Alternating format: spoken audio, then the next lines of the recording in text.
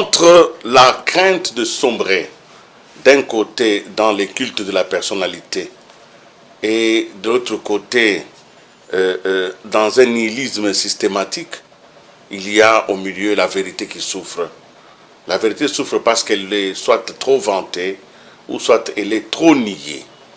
Pour pouvoir s'en sortir, nous en sortir de ces situations, nous faisons appel à des historiens, à des biographes et parfois à des journalistes que l'on appelle des historiens du présent. Mesdames et messieurs, amis téléspectateurs, merci de votre fidélité. Surtout bienvenue à Chemin Critique. Vous l'avez compris, nous sommes en train donc d'aller vers la vérité des faits parce que l'histoire retiendra ce qui aura été retenu par les historiens.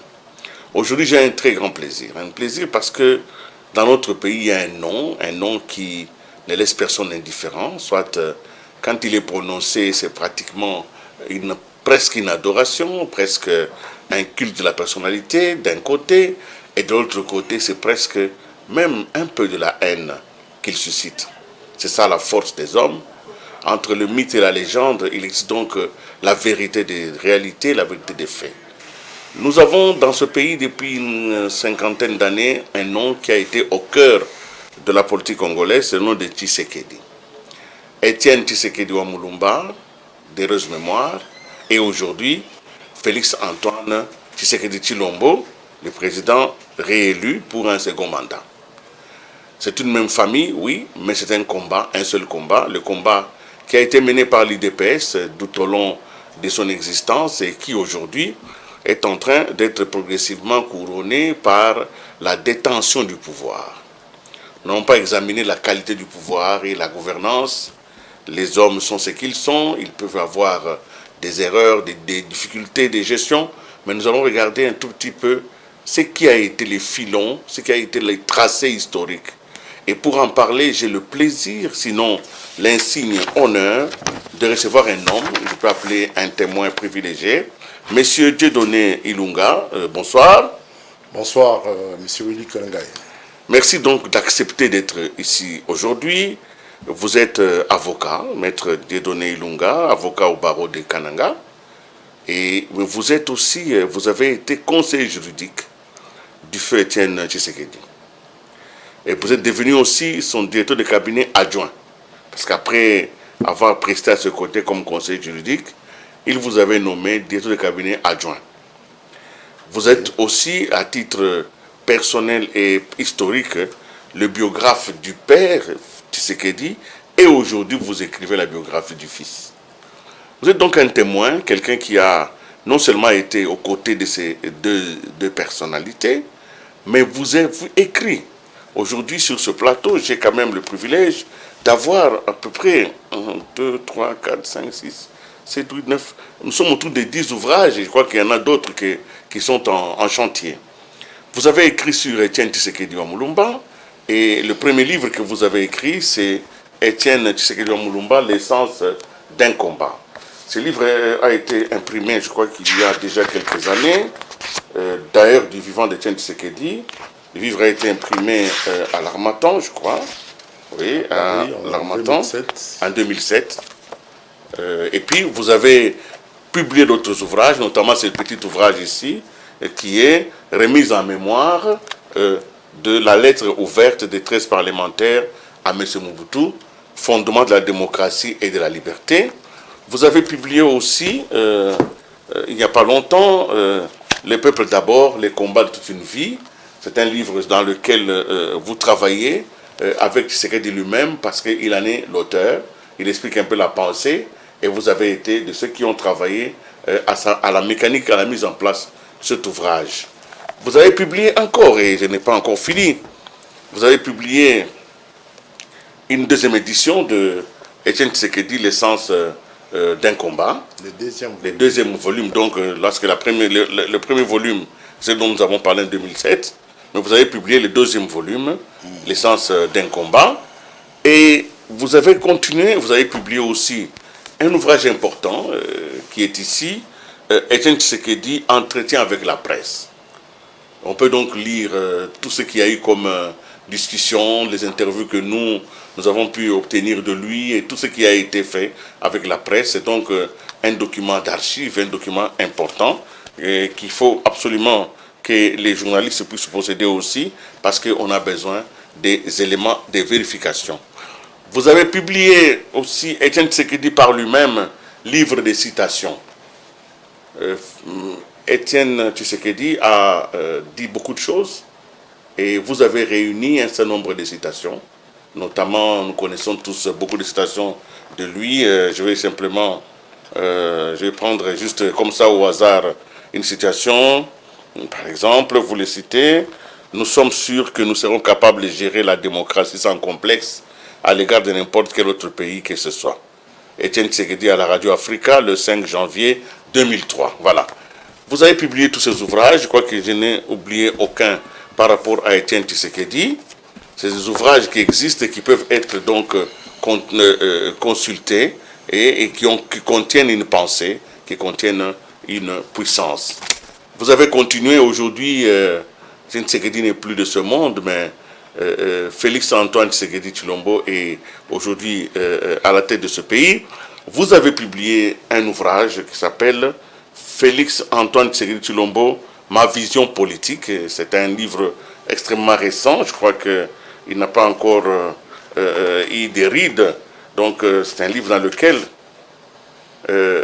nous prenons à témoin les lecteurs pour pouvoir le lire. Donc c'est une très bonne chose parce qu'on peut trouver maintenant les fils conducteurs entre Félix-Antoine Tshisekedi et Étienne Tshisekedi. Vous avez publié un autre ouvrage, Dieudonné Ilunga. Vous êtes d'une productivité terrible.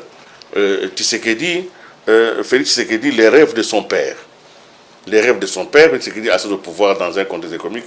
Les rêves de son père, c'est un livre qui est, je crois, préfacé par Jean-Baptiste Kandolo Mbam Ezang Sayal, je crois. C'est lui qui a préfacé cet ouvrage. Et en Ndaiwele, en Ndaiwele Aziem, excusez-moi. Voilà, donc livre préfacé par le professeur Ndaiwele, qui n'est plus à présenter. Les rêves de son père.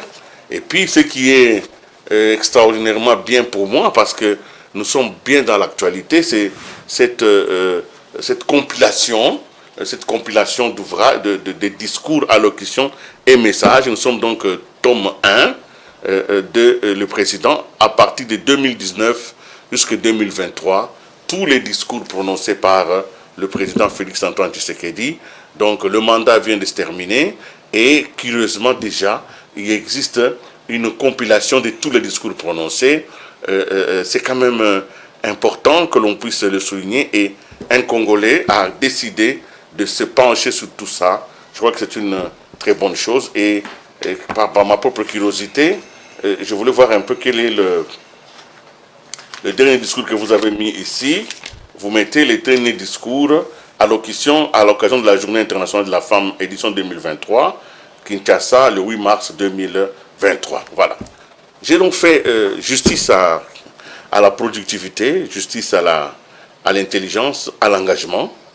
Vous êtes quelqu'un dont on ne parle pas beaucoup dans les grands milieux, mais ce que vous avez fait est un travail titanesque.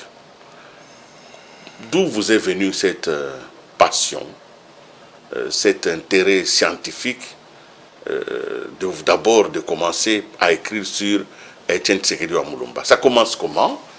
La petite histoire. Non, la petite histoire vient juste après la fin du parti État. Il y a eu des fermetures partout. Moi, j'étais encore étudiant. Il fallait trouver une occupation. Ma préoccupation, c'était de découvrir où je pouvais trouver les livres pour les lire. Et finalement, j'ai trouvé chez les skatistes sur le campus. J'y suis arrivé, le père Bontik a refusé, et puis j'ai recouru au professeur Tombalwaba, qui m'a recommandé là-bas. J'ai commencé à lire. J'ai demandé un livre par hasard intitulé La pensée politique de Lumumba. Dès que ce livre m'a été donné, la préface était de Jean-Paul Sartre. Or, j'étais fanatique de Jean-Paul Sartre quand j'étais élève en 5e. La préface là, elle raconte tout ce que nous vivons aujourd'hui. Nous allons y arriver avec le temps. Et puis j'ai lu un deuxième livre qui me rappelle un peu l'histoire dans mon enfance, parce que ma mère me racontait beaucoup l'histoire du Congo à sa manière. Et dans ce livre-là, j'ai eu un choc. Le deuxième livre, j'ai même voulu le déchirer. Parce qu'il y avait des choses un peu très blessantes qu'un Belge a écrit, qui demandait à ce que nous puissions attacher de l'importance de voir nos acteurs politiques, ce qu'ils font, pour qu'il reste des traces dès qu'ils disparaissent de ce monde. Et c'était comme une sorte d'initiation dans ma vie, personnellement, parce que ça m'a choqué. J'ai eu des larmes aux yeux et puis j'ai souri seul dans un local. Et j'ai commencé à prendre note. Vous ne voulez pas citer les titres de l'ouvrage que vous avez lu? Non, le titre m'avait énervé. Même l'auteur, ça m'a énervé, mais je ne savais pas que c'était pour moi une sorte de soulever quelque chose qui était à moi. Donc je ne savais pas qu'en naissant, en disant que j'avais une qualité d'écrivain, je n'en avais pas. Parce que j'étais un élève moins brillant en français et en histoire. Les deux cours-là ne m'intéressaient pas beaucoup. Moi, je m'intéressais à la chimie, à la mathématique. Mais voilà, finalement, l'histoire de Lumumba, quand je lis, j'essaie de comparer ce que ma mère me racontait à sa manière avec son niveau d'instruction. J'ai commencé à prendre note. Et puis, j'ai cherché à savoir l'histoire des Nations Unies au Congo. Petit à petit, les choses s'est dessinées. Et puis la passion de lire les journaux. Je lisais les journaux par jour, pas moins de 5, 6, 7 journaux. Donc avant que je cherche à manger, il fallait d'abord que je lise quelques journaux. Et je prenais note. Et puis finalement, les choses se sont dessinées dans ma tête. De constituer des éléments pour écrire l'histoire du président Tshisekedi. Et je ne savais pas juste ce que je voulais écrire. Je n'avais pas de titre, mais j'ai emmagasiné les résumés de lecture de mes journaux et des livres. Et un an après, l'année 91, j'ai lu un journal Eliman, du 5 au 8 août 1991, dans lequel j'ai eu un élément encore important, comment Kabongo est devenu secrétaire du pape. De Monseigneur Kabongo. Monseigneur Kabongo est devenu secrétaire du pape.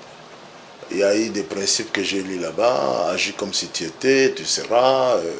Ce qui se ressemble, s'assemble. Alors, j'ai fait un effort de savoir comment parvenir au fait président Tshisekedi. Mes lectures, ou le résumé de mes lectures, j'ai rencontré Papa Justin Kassanda, paix à son âme, il n'est plus. J'ai commencé à faire des petits résumés, je donnais à Lumete. Mais écrire un livre, ça ne s'apprend pas à l'école. Hein. C'est la chose la plus difficile. Je ne savais pas de quoi il était question. Alors c'est comme ça que j'ai dit, ce premier livre m'a pris 17 ans. 17 ans. Donc vous évoluez, vous lisez, vous êtes content quand vous trouvez des éléments. Après quelques jours, vous vous remettez en question, vous voyez que vous faites de l'aventure. Et c'est comme ça qu'on en est là. Alors, vous rencontrez Tshisekedi pour la première fois quand? Parce que écrire sur quelqu'un est une chose, mais la rencontre physique, la rencontre d'homme, elle se fait quand même un jour. Parce qu'il va finir par vous nommer. Donc, vous avez quand même fait sa connaissance. Non, connaître Etienne Tshisekedi, c'était pas aussi facile que ça. Mais au début du combat en 1990, au mois de mai-juin, il recevait tout le monde. Nous y sommes allés avec un groupe d'amis, parmi lesquels le professeur Damien Tchibang ici, et José Tchibanda. On était à 5, on a vu le président. À ce moment-là, je n'avais pas les livres en question. Les livres n'étaient pas encore totalement dessinés sur moi. Alors on est parti. C'est 4 ans après.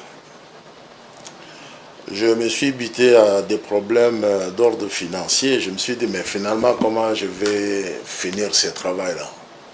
Je me suis battu. Je suis arrivé à voir M. Fonchi.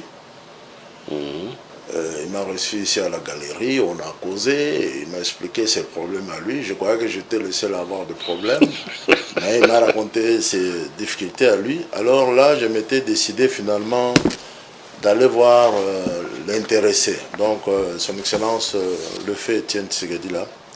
Quand je descends chez lui pour la première fois le soir, je vois la dame que j'ai rencontrée chez Mfonchi, que je croyais être la femme, l'épouse de Mfonchi. C'était la cousine au président Tshisekedi. Elle m'a demandé de m'asseoir et qu'elle va voir le président. Elle entre dans la maison, elle sort, elle me dit non, le président ne sort pas. C'était déjà 19 h. Je revenais de la ville. Je suis parti. Je suis parti au campus.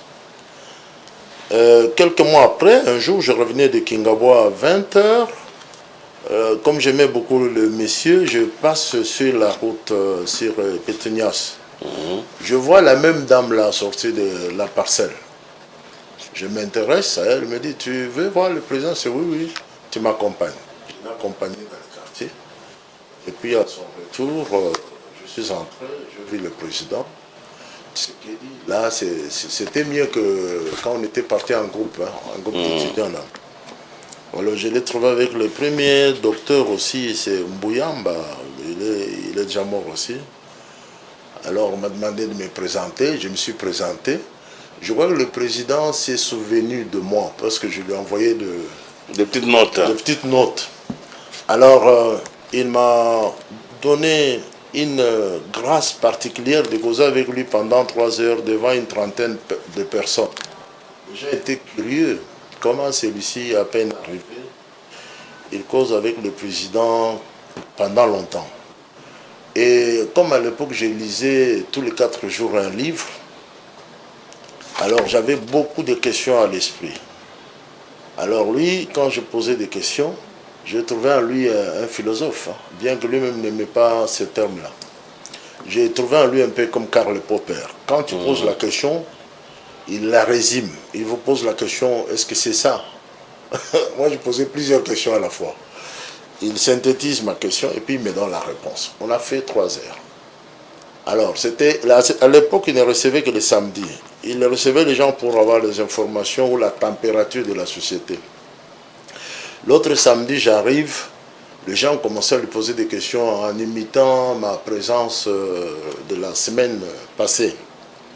Le président a dit non, je ne réponds à aucune question. Celui qui a besoin de moi n'a qu'à demander l'audience. Et moi, au fond de moi-même, j'étais content parce qu'il m'avait vidé. Je n'avais plus rien à lui dire. Et c'est comme ça que chaque samedi, j'ai commencé à y aller. Mais il n'y avait pas de livres. Il n'y avait que des notes de lecture, tout ça. Bon, les premiers jours-là, je lui ai posé mon problème. Et c'est le jour où j'apprends la première notion de responsabilité vis-à-vis de lui. Il me donne la réponse qu'il me donne, si vous n'êtes pas habité par la foi, le même jour vous partez et puis vous mettez les choses à côté, vous ne vous intéressez plus à lui. Hein. Parce que vous dites, mais si vous écrivez, vous n'avez qu'à vous prendre en charge vous-même. Hein. Si je dois vous prendre en charge, ça signifie que tout celui qui aimerait écrire sur moi, je le prendrai en charge. Donc c'est comme s'il vous jetait sur la rue. Alors il faut être habité par une grande foi. C'est finalement comme un maître. Hein. Tu veux le suivre, tu dois prendre toi-même ce que tu dois prendre. Tu dois prendre ta croix. Et comme j'étais habité par une grande foi, je ne me suis pas laissé imprégner par sa réponse. J'ai continué à écrire. Alors les livres étaient difficiles. J'ai tiré un petit chapitre. J'ai fait un livre que je n'ai pas amené ici, intitulé Étienne Tshisekedi, symbole du changement au Congo-Kinshasa. Sa lutte, son charisme, je ne sais pas, les 3 termes, les derniers termes là. Quand j'ai écrit ce livre, je lui ai donné. Après 2-3 semaines, je lui ai posé la question de savoir ce qu'il en pensait. La réponse qu'il m'a donnée encore, ce n'est pas la réponse que le Congolais moyen attend. Parce qu'il m'a dit que cela ne l'intéressait pas. Pendant la Deuxième République, il ne lisait jamais des livres comme ça. Donc si vous écrivez pour le vanter, c'est votre problème. Ce n'est pas son affaire. Oh, il dit tiens, comment? Donc il ne s'intéresse à rien. Moi, je continue à écrire. J'ai écrit, jusqu'à quand il est rentré le 27 juillet 2016, le dernier voyage qu'il a fait là, il m'a appelé le dimanche 5 août, il m'a appelé, on a causé, il avait quelque chose à me dire, mais au sujet des livres, il m'a dit, beaucoup de gens prétendent me connaître. Mais toi, tu me connais mieux que quiconque. C'était ça le plus grand cadeau que j'ai reçu de lui. Parce que le fait qu'il a reconnu que je le connaissais bien, et c'était ça mon souci. Très bien. Parce que vous le connaissez bien, vous avez écrit l'essence d'un combat. Si vous étiez demandé de résumer l'essence de ce combat, vous direz quoi? Non, le combat, vous avez même dit ça dans l'introduction. Aujourd'hui, c'est la suite de ce combat-là. Lui-même avait déjà dit à la conférence nationale souveraine des termes simples auxquels tout le monde était capable de comprendre. C'est les changements. Notre pays tel qu'il était dirigé là, à l'époque, ça ne répondait pas à sa vision. Il fallait que le pays soit dirigé de l'intérieur et non de l'extérieur, où notre économie a été prise en otage par l'extérieur. Ça ne l'arrangeait pas. C'était ça. Donc, en un seul mot, il fallait le changement. Le changement là devait s'opérer sur le plan juridique, politique, économique, sur le plan social, pour un nouveau Congo. Et c'est ce que aujourd'hui le président de la République fait. Donc nous sommes dans la continuité. Alors, vous avez écrit donc sur Étienne Tshisekedi beaucoup d'ouvrages. Vous pensez que les gens vous ont lu pendant de son vivant? Est-ce que le livre a eu un répondant dans l'opinion? Est-ce que vous avez quand même pu construire une certaine culture de la lecture autour de son combat? Non, le livre n'est pas une affaire de tout le monde. Quand vous écrivez un livre, ne pensez pas que tout le monde doit nécessairement le lire. Comme les fumeurs, ils fument entre eux. Les lecteurs aussi, c'est entre eux. Il y a la joie qu'on trouve quand on écrit des livres. Par exemple, première joie que j'ai eue, nous sommes à Paris avec un ami qui m'a accompagné là-bas, J.D. Badibanga. Il m'a amené en France.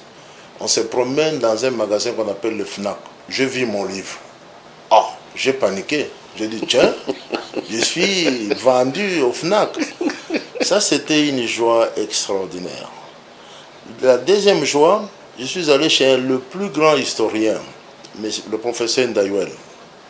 Il m'a reçu très bien. J'ai dit, oh, professeur, les gens reçoivent les gens sur des terrasses. Comment vous me recevez très bien comme ça? Il est entré dans la maison, il a pris mon livre, il a dit, je te connais, mon ami Samoula a préfacé ton livre. C'était pour moi une grande joie. Donc, un écrivain, c'est des petites choses comme ça qui donnent la joie. Mais les livres, il ne faut pas rêver que tout le monde doit lire, parce que la lecture n'est pas faite pour tout le monde. Tout ce que l'on fait dans la vie, là, ça ne doit pas intéresser tout le monde. Quand on joue au foot, il n'y a que des joueurs qui savent tous les joueurs.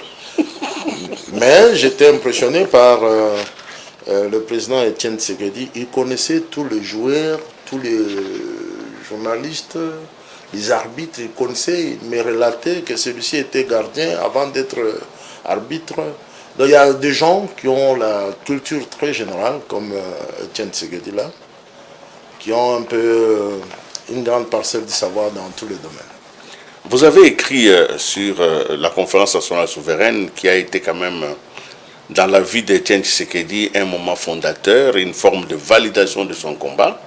Et puis vous avez beaucoup vraiment, vous êtes revenu là-dessus parce que Tshisekedi va être élu il a été élu Premier ministre de la conférence nationale souveraine. Cette étape dans votre recherche, l'on parle quand même, l'on dit que la conférence nationale souveraine a été sabordée par le même Étienne Tshisekedi en acceptant le partage du pouvoir à Mobutu plutôt que d'aller vers le sens de l'évacuer. Qu'est-ce que vous en pensez? On pense que bon, quand on a fait on a élu, et puis après, il y a eu le premier Kouaka Mobutu, et puis quand on a appelé les gens au Palais des Marbres, le fait d'être parti là-bas, ça a vidé le sens du combat. Donc, entre la cause et le pouvoir, il y a toujours eu un problème. Non, dans votre ouvrage, vous évoquez cette question. Oui, d'abord, il faut dire que jusqu'à preuve du contraire, il n'y a pas un livre qui s'intitule... il n'y a pas un livre intitulé La Conférence nationale. Comparativement en 1960, il y a la table ronde de Belgique, il y a des livres. Mais la conférence nationale...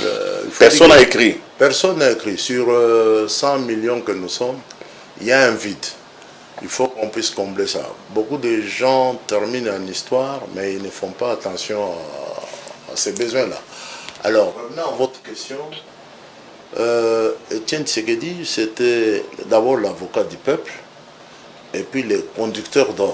Parce qu'aujourd'hui, quand vous regardez la température dans les pays, c'est le fruit du combat d'Étienne Tshisekedi. Alors, pour mettre fin au système qui existait, il savait que d'abord Mobutu était un mythe. Il fallait procéder par la démystification. Ouais. Il a essayé de les démystifier parce qu'un premier ministre dans la République démocratique du Congo, pendant la Deuxième République, c'était un simple coordonnateur de l'exécutif. Il recevait les autres le jour et la nuit. Il n'avait même pas de différence entre le premier commissaire d'État et les autres commissaires d'État. Alors lui, il a innové que le premier ministre pouvait être une personne libre, capable d'agir dans le sens du développement, dans le sens de mieux-être. Alors c'est ce qu'il a fait. Mais maintenant, l'avantage qu'il avait, c'est le fait d'avoir fait les études de droit. Donc le combat était beaucoup purement juridique. Donc il fallait mettre ces textes-là de côté et avoir un texte nouveau. Et c'est ce que nous avons envoyé à la conférence nationale souveraine. Mais Mobutu avait du mal à gérer les nouvelles réformes-là. Cela a été dit aussi, le charisme de la personne était beaucoup trop élevé. Ne permettait pas à Mobutu de respirer librement. Et je crois que c'est un peu ça. Dans l'écriture, est-ce qu'à un moment donné, il y a eu une forme de remise en question? Est-ce que Étienne Tshisekedi s'était lui-même un peu remis en question à un moment donné? Est-ce que vous avez eu, vous avez été quand même son directeur de cabinet adjoint, ce n'était plus simplement l'écrivain. Est-ce qu'à un moment donné, il avait des doutes? Est-ce qu'il pouvait se dire, bon, j'aurais dû, j'ai pu perdre ça, je n'ai pas fait? Non, le président Tshisekedi, moi je n'étais pas seulement conseiller juridique ou d'Irkaba, j'avais un autre rôle, j'étais le visiteur permanent. Donc parmi les visiteurs du président, il y en avait beaucoup, et puis finalement nous sommes restés à 2, à 3. C'est-à-dire, moi j'ai resté à Kananga, si j'arrive à 16h, et à 18h je le vois. Je le voyais quand on avait l'envie. En lui, on observait beaucoup de choses, entre autres la foi et la détermination dans ce qu'il fait. C'était un homme constant. Je l'observais pour voir, parce qu'on était sujet observé, et en même temps on était observateur. Je ne dis pas ce qu'il pensait de nous, mais je l'observais, c'était un homme très constant. J'ai cherché à voir les prêtres en lui. Il y avait aussi le prêtre en lui. La discipline qu'on trouve chez les prêtres, il l'avait. J'ai cherché la discipline de conservateur Luba. J'ai cherché ça en lui pour voir qu'est-ce qu'il avait de Luba. J'ai cherché les qualités d'un écrivain, premier universitaire. Puisqu'on était petit, on voyait les étudiants avec des peines là, on les admirait. Mais lui est étudiant de 1958. Alors, comme c'est quelqu'un qui a vécu pendant la période coloniale, la discipline en lui, la discipline d'abord vis-à-vis de lui-même. Ce qu'il faisait là, je ne sais pas s'il y a des gens qui font ça, à part peut-être dans les couvents. Faire chaque chose, chaque jour à la même heure, c'est la chose la plus difficile dans la vie de l'homme. Donc chaque 19h, il sort dehors. Si tu entres dans sa parcelle à 17h, disons à 19h moins le quart, 15 minutes après, le président sort dehors. Et quand il est 23h juste, même si vous racontiez n'importe quoi, c'est-à-dire le masolo, il faut qu'il entre dans la maison. C'est des choses qu'on ne trouve pas. Et ça tous les jours? Tous les jours. Dès qu'il est 23h, c'est fini. Le masolo, ça s'arrête là. Alors la discipline qu'on a trouvée en lui là, c'est ce qui a fait sa force. Alors le pouvoir, par son caractère et son charisme, le pouvoir était quelque chose d'inférieur à lui. Il n'avait jamais douté, Tshisekedi. Et nous qui étions avec lui, nous étions le plus malheureux parce qu'on ne pouvait pas douter un seul instant que cet homme va mourir un jour sans arriver au pouvoir. Donc nous, on a cru, dur comme fer, que Chichi, avant de mourir, à moins que Dieu ne soit pas Dieu, il va arriver au pouvoir. Et comme on sait l'histoire, Abraham Lincoln était président dans le petit vélo là, on savait que même s'il y avait un problème de santé, il arriverait. Mais voilà, très grand, très puissant, il est parti et la nature s'est arrangée pour ne pas parler de Dieu, qu'il ne devait pas rester avec sa dette. Et voilà que Félix Antoine Tshisekedi arrive et vous commencez encore à écrire. Je ne sais pas, vous avez vraiment cette puissance de l'écriture. Vous écrivez et évidemment, vous n'avez pas la même... quand vous arriviez chez Tshisekedi, le père, Félix Antoine était fils de la maison, donc forcément vous vous êtes rencontrés. Non, j'ai eu la grâce, c'est la grâce extraordinaire, le privilège, au point que nous ne nous inquiétons pas de quoi que ce soit, parce qu'on a vu le père de la démocratie. On a vécu à côté de lui, on a vu sa famille. Très peu de gens dans la famille nous connaissent aussi, parce que nous étions permanents. Le président actuel, je connais dans la famille, parce qu'il était le plus régulier entre la Belgique et la France. Il s'est battu, il était au Four au Moulin. Donc on se connaît. Maintenant, quant à savoir pourquoi est-ce que j'écris sur lui, il y a un certain automatisme qui s'est créé à moi de savoir la suite. La suite. Parce que le combat d'Étienne était basé sur la non-violence. Mais beaucoup de gens sont morts. Maintenant, la suite, c'est quoi? Est-ce que le changement pour lequel il s'est battu sera une réalité? Oui ou non, ça je ne sais pas. Et c'est comme ça qu'aussitôt que son Excellence, Monsieur le Président de la République, arrive au pouvoir, j'ai commencé par me poser la question, Félix est-il le rêve de son père? Parce que le père nous a habitués au radicalisme. Il nous a appris que le mauvais fruit et le bon, quand on le met ensemble, on abîme les mauvais sont contaminés par le bon. Ça, c'est ancré dans ma tête. Maintenant, lui a fait un mariage un peu contre nature avec le FCC. Alors, j'étais sur... Un peu votre radicalisme a été un tout petit oui, peu emballé. J'étais touché, j'ai dit finalement qu'est-ce qu'il va faire? Non, il a choisi son chemin, mais qui a mené les enfants d'Israël toujours vers la terre promise. Et là, nous lui jetons des fleurs, sinon on avait des doutes, on ne voyait pas comment il allait s'en sortir. Parce que les mauvais fruits sont toujours très dangereux. Alors, nous allons, je vais lire un extrait dans ma vision politique. Il y a un extrait qui correspond un tout petit peu à ce que nous vivons aujourd'hui dans cet ouvrage. Je cite Félix Antoine Tshisekedi Tshilombo. Nous honorons un Congo réconcilié avec lui-même. La République démocratique du Congo que nous formons ne sera ni un Congo de la division, ni celui de la haine ou du tribalisme.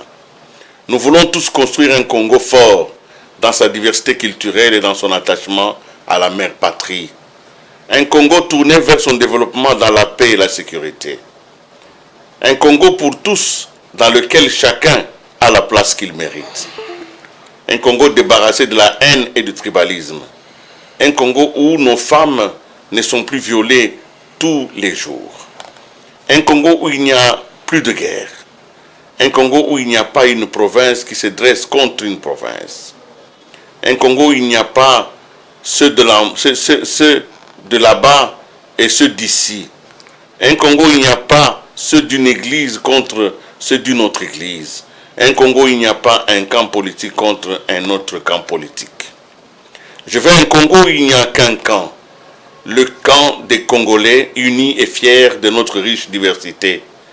Un Congo de changement de mentalité. Nous avons le devoir de porter les grands rêves et de redonner de la grandeur à notre pays. De bâtir un Congo digne et debout.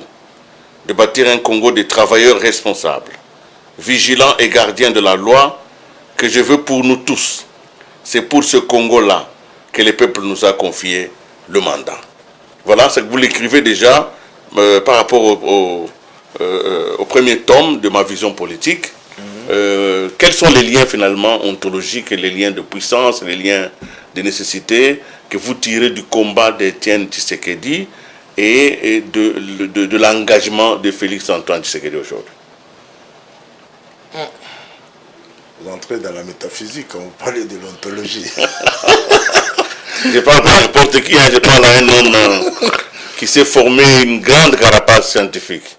Non, Félix fait la suite de son père. quand bien même juste après la mort de son père, il a lui-même pris le courage d'annoncer à l'opinion nationale et internationale qu'il ne fallait pas les comparer à son père. Son père, c'est une icône. C'est un phénomène. Mais dans l'entretemps, il dit il a été fabriqué dans la moule. Donc il est exactement le fruit de son père. Il n'est pas son père, mais il est le fruit de son père. Et comme il a révélé un grand secret à 4 heures du matin lorsqu'il a été élu pour la première fois, ça, il a surpris les gens qui se positionnaient après, à prendre le pouvoir après son père. Parce que beaucoup n'étaient pas avec son père en ce moment-là. Lorsqu'il lui a dit le combat que nous commençons en ce moment prendrait assez de temps. Mais vous serez peut-être le bénéficiaire de ce combat. C'est ce qu'il a dit à 4 heures du matin, là, quand il venait d'être élu. Et beaucoup de gens n'ont pas fait attention. Ça, c'est une révélation qu'il a donnée aux gens qu'il en avait la mission.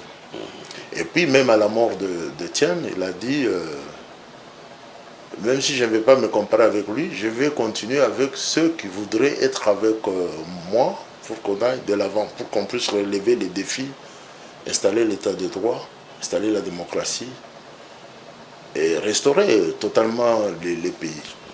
Et après, quand il fait l'état des lieux, il vous dit que le pays est au fond du gouffre.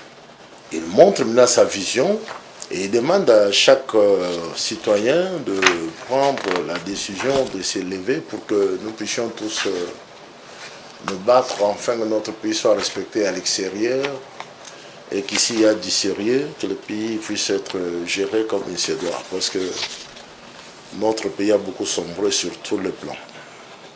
Évidemment, cette expérience que vous avez d'écrire, le grand historien que vous avez cité vous-même ici, Isidore Ndaiwel Eziem, le professeur, le père, Simon l'icône, en préfaçant votre ouvrage, il signe un peu votre notoriété, il accepte votre travail, il estime que voilà, vous participez donc à une partition essentielle, celle de la mémoire collective. Et d'ailleurs, il dit ceci, il n'est pas interdit de se passionner pour un chapitre particulier de l'histoire nationale. Dieudonné Ilunga Mpunga nous donne à en faire le constat. Cet avocat au barreau de Kananga, ancien directeur de cabinet adjoint de Tshisekedi, a tenu à faire le meilleur usage possible de sa posture d'observateur participant. Ah voilà, comment il vous appelle? Observateur participant. Comme auraient dit les anthropologues.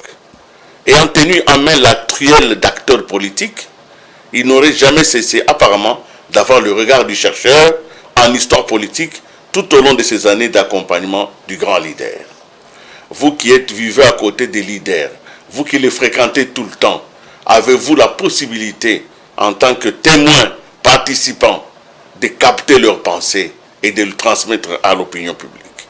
Ndaiwel continue en disant: les résultats de cette polyvalence est là sous nos yeux, une succession de productions éditoriales.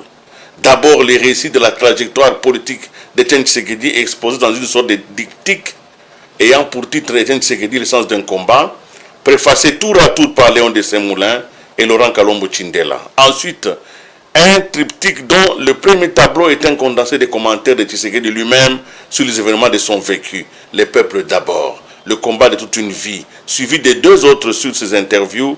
Voilà, Étienne Tshisekedi entretient avec la presse. Je l'ai dit. Donc, vous avez ainsi poussé progressivement par l'acharnement que vous avez du travail, de travailler tout le temps, d'aller jusqu'à la pensée, l'admiration d'un homme aussi prestigieux qu'Isidore Ndaiwel Eziem. Maintenant que Félix Antoine Tshisekedi va entamer son 2e mandat, évidemment, vous écrirez à la fin de ce mandat ce qu'il aura été, mais vous avez aussi la possibilité d'une projection. Vous avez la possibilité de savoir certaines choses parce qu'elles sont inscrites dans ce que nous appelons la légende, dans le combat. Alors, comment vous voyez, maintenant là je ne demande pas à l'écrivain, je demande un peu au prospecteur, au philosophe que vous êtes devenu par la force des choses, comment vous voyez ce mandat? Je vous pose la question de manière précise. Il a été reproché dans le premier mandat ici l'immersion des jouisseurs, des gens qui sont venus, des opportunistes qui sont venus un peu s'incruster sur le diamant du combat de l'IDPS, enfin des changements de tout le monde, et qui ont terni un peu l'image de la bonne gouvernance, parce qu'ils sont nombreux, peut-être pour ça que la justice s'en est occupée. Mais comment vous pensez que Félix Antoine Tshisekedi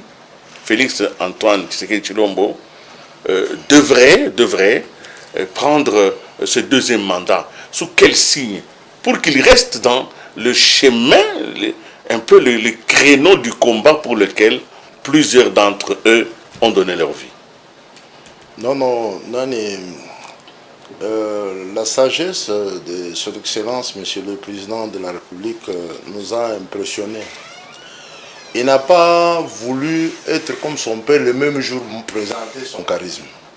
Il a préféré passer par l'école primaire, l'école secondaire et devenir comme le maître.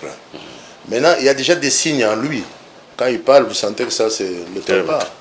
Lorsqu'il parle de Kagame, et même maintenant, là, j'ai suivi une vidéo, quand il dit aux gens que vous me prenez comme Yuma, parce que je voulais qu'il y ait la paix. Et là, le philosophe, le sociologue vont vous dire que l'homme est bon, mais c'est la société qui le rend mauvais. Maintenant, tout ce qui se passe sous ses yeux, et l'expérience de 5 ans le pousse d'aller de l'avant. Parce que son père ne permettait pas aux gens de rire. Hein. Quand on cite son nom, vous savez, si le président Étienne Tshisekedi était président de la République, beaucoup de gens allaient mourir dans le fleuve Congo en traversant. Parce qu'il faisait peur. Maintenant, le Fils de l'homme donne le sourire. Alors, les gens sont distraits avec le sourire. C'est de ça que nous avons parlé dans Félix est-il les rêves de son père. Parce qu'il faut faire attention. Quand vous avez un lionceau, il faut toujours savoir que c'est un lion. Il ne faut pas confondre un lionceau avec un mouton. Parce qu'à la longue, vous allez découvrir que ça c'est un lion. Comme il a dit, bon, j'ai fermé les yeux au nom de la paix pour ne pas déranger les gens. Vous me poussez à ça. Je crois que dans le second mandat, beaucoup de gens vont pleurnicher parce qu'il n'a pas voulu sauter les étapes. Il a voulu aller lentement pour que les gens comprennent sa logique. Il a même dit dans la lutte contre la corruption qu'il ne faut pas venir directement, tu commences à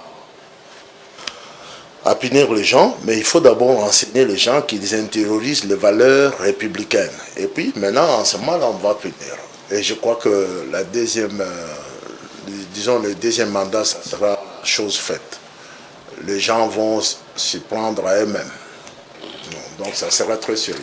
La réussite est là, parce que finalement, les 2 ans qu'il a perdu là, il est obligé de donner le meilleur de lui-même, de sorte qu'il reste comme Obama, après ce mandat, qu'il soit toujours populaire. Alors, nous allons terminer cet entretien, qui n'était d'ailleurs qu'une introduction, parce qu'on n'est pas allé vraiment en profondeur de vos ouvrages. Il y en a 11, 12. On ne peut pas tout déballer ici.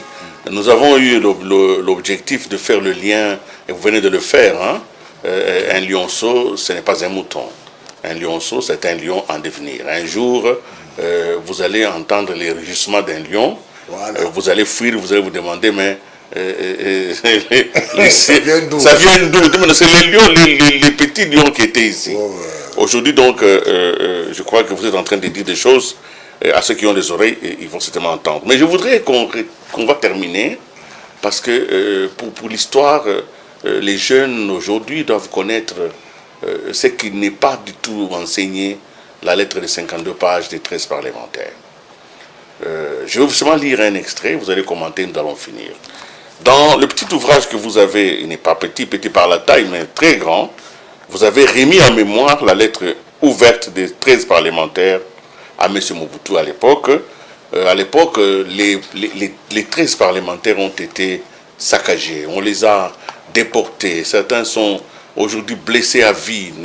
Ils ne sont pas parvenus à revenir dans leur propre intégrité parce que c'était la répression, elle était très forte.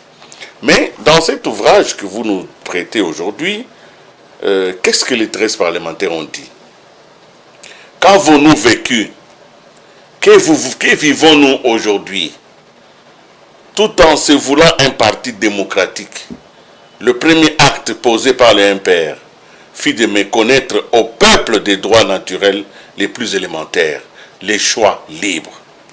Le MPR est un parti qui recrute les membres par la force. Un de ses slogans de base traduit ses caractères coercitifs. Que vous le vouliez ou non, vous êtes du MPR. Olinga olingate, ozali kakana MPR. Et cette première entorse à la liberté a hélas été institutionnalisée. Pourtant, la liberté est le bien le plus cher à l'homme, un don naturel qu'aucun chef temporel n'a le droit de s'approprier, qu'aucun peuple n'a le droit d'aliéner. John Milton n'écrit-il pas: notre liberté ne nous vient pas d'un César. Elle est une bénédiction reçue de Dieu lui-même. Nous l'avons reçue en naissant. Mais cette liberté au pied d'un César, mettre cette liberté au pied d'un César, alors elle ne vient pas de lui, que nous ne lui en devons aucune reconnaissance, serait un acte indigne de nous qui dégraderait notre nature elle-même. Dans votre règne, citoyen président fondateur, la presse est étatisée. De nombreuses démarches tendent à obtenir sa libéralisation, se butent toujours contre une fin de non-recevoir. La presse étrangère qui entre dans le pays est censurée. Cependant, cette censure est loin d'être efficace, puisqu'en fin de compte, les services de sécurité qui saisissent les journaux ou revues critiquant les Zaïre finissent par se vendre à un prix d'or. Ceux qui les acquièrent en assurent une large diffusion par des photocopies. Et les peuples d'ironiser en disant « les rideaux de bambou érigés par le pouvoir n'est pas aussi insonore que les rideaux de fer ».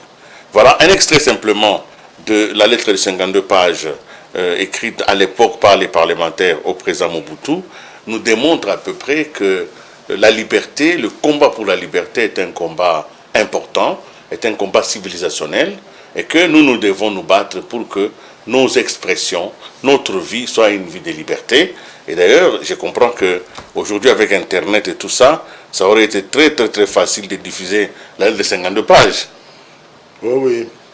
La lettre de 52 pages, elle est presque oubliée. Aujourd'hui, il y a des combattants de, excusez-moi le terme, de second rang, qui ne savent même pas d'où nous venons et ce que nous allons. Quand vous n'avez pas encore lu la lettre de 52 pages, il faut toujours vous interroger, il faut douter un peu de vous-même. Est-ce que vous êtes combattant? Ou vous êtes juste un cadre pour des raisons de service ou pour des raisons de vente, vous devenez combattant. Il faut lire la lettre de 52 pages et l'histoire de ces 52 pages. Ici, d'ailleurs, moi, je profite, parce que beaucoup sont endormis. Le 13 parlementaires, ce sont les co-auteurs de ces livres, ou de la lettre. Moi, sans demander leur avis, par souci, j'ai pris le risque d'en éditer, parce que je me dis, avec le rythme qui est le nôtre, il y a la musique, il y a le théâtre, bon, on ne sait même pas par où on a commencé. Aujourd'hui, on voit, après 40 ans, un des membres de l'IDPS devient président de la République. Mais par où est-ce que nous avons commencé? Ce n'est pas la lettre de 13. Et si vous avez la chance de causer, moi j'ai essayé de causer avec Ngalula, Ngoï Mukendi, mais c'était très difficile de saisir quelque chose. Donc la lettre là résume ce qu'il pensait. Mais quand vous causez avec eux personnellement, individuellement, vous ne savez pas qu'est-ce que vous allez écrire. C'est difficile de savoir ce que vous allez écrire. D'abord, pour parler du défunt président Etienne Tshisekedi, il ne parlait jamais de lui, jamais du passé. C'est vraiment un maître, il ne parle que le présent. Et ce qui va arriver. Et ce qui va arriver, l'avenir. Au Congo, je suis resté avec lui plus de 15 ans ou 20 ans. Il n'a cité que 3 noms que je retenais. C'était pas n'importe qui. Lui parlait, c'est ma pays. Il parle Mobutu, rarement. Et puis en bien. Il parle du père de Jean-Claude Moulongo, qui était le gouverneur de la Banque centrale, qui était son ami. Il parle une ou 2 fois. Il parle une fois de Lukenwa Bakuba. C'était son ami. Donc il ne citait pas le nom des gens, c'est les pays. Alors aujourd'hui, les gens sont dans l'IDPS, ils ne savent pas l'histoire des 13 ici. Les gens sont morts. Il y a des gens qui ont perdu leurs biens, qui ont perdu leurs enfants, l'histoire de ces 13. J'ai appelé un des 13, il m'a grondé. Un papa là, il m'a grondé. Pourquoi vous avez écrit? Je dis, je voulais informer le président de la République. Il m'a dit, non, d'abord nous 13. Alors j'ai compris qu'il y a un problème. C'est le meilleur livre de l'IDPS que chaque combattant doit avoir. Ce que nous écrivons, bon, ce sont les tralala, mais il faut que beaucoup écrivent pour qu'on puisse tamiser et avoir la substance. Puisqu'il y a une société qui n'a pas de livres, c'est la catastrophe. Hein. Maintenant, on nous fait des bâtiments extraordinaires comme aux États-Unis, l'espace financier ici. Mais il faut avoir aussi une très belle bibliothèque, là où il y a l'histoire de tous les grands. Pour que l'on comprenne. Ah, pour que l'on comprenne. Merci. Qui était avec des gens, mais ces gens-là sont partis. Personne n'en parle. Monsieur Ilunga Dieudonné Mpunga, Maître Ilunga Dieudonné Mpunga, je vous remercie d'avoir participé pour cette première épisode parce que nous allons vous recevoir sur plusieurs thématiques. Nous espérons que vous aurez le temps de revenir à Géopolis pour pouvoir discuter de cette question. Et pour terminer, je voudrais vraiment dédier cette émission à ceux qui se sont battus pour que la liberté, toujours la liberté de penser, la liberté d'œuvrer, de réfléchir, soit reconnue. Aujourd'hui, la Constitution reconnaît, surtout pour nous, la liberté de presse. Elle est aujourd'hui inscrite dans la Constitution. Je voudrais donc, ne fût-ce que par hommage à tous ces co-auteurs que vous avez cités, je vais citer les noms des 13 parlementaires. Il faut les citer simplement, ne fût-ce que pour ça, pour que ceux qui aujourd'hui nous suivent, qui n'étaient pas nés, et peut-être ceux qui sont nés, qui ont oublié, il faut alimenter la mémoire. Alors, par ordre alphabétique, hein, je vais citer les 13 parlementaires. Vous avez Biringanine Mugaruka, vous avez Dieu Onken Ambel, Lumbu Maloba, Lusanga Ngele, qui est, je crois, encore en vie, Alikasi, Kasala Kalamba Kabouadi, Kapita Chabangi, qui est en vie, Kanana Chongwa Minanga, il est mort, Kyungwa Kumwanza, le vieux, il est là, Makanda Mpinga Chamboui, il est décédé, Mbombolona, Ngalulampandanjila, Ngoyi Mukendi, et Tshisekedi Wamulumba. À ces 13 parlementaires vont s'ajouter d'autres personnes à la création maintenant de l'IDPS. On parlera de Kiba Samaliba, on parlera de Bouankem, on parlera de Liaou, Marcel Liaou. Voilà, mesdames et messieurs, merci de votre attention. Nous avons reçu aujourd'hui Dieudonné Ilunga Mpunga, écrivain, biographe d'Étienne Tshisekedi Wamulumba, et aujourd'hui en train d'écrire aussi sur le président Félix Antoine Tshisekedi Tshilombo, dont il vient de publier un ouvrage sur les allocutions du président de 2019 en 2023. Ce serait une très bonne chose que la présidence de la République approcha cet homme pour pouvoir vulgariser ses discours, parce que c'est important dans les facultés de sciences politiques et administratives. Aujourd'hui, à l'heure de l'intox, de l'infox, à l'heure des réseaux sociaux où les fake news font face à la réalité, un ouvrage comme celui-ci peut permettre aux jeunes de ne pas être déroutés. Mesdames et messieurs, je vous souhaite encore meilleurs vœux pour cette année 2024. Chaque jour est une vie. Soyons forts, résistons au pessimisme, mais surtout combattons les personnes qui ne veulent pas de notre unité. Nous sommes un seul peuple. Au revoir et à la prochaine. Merci. Merci beaucoup.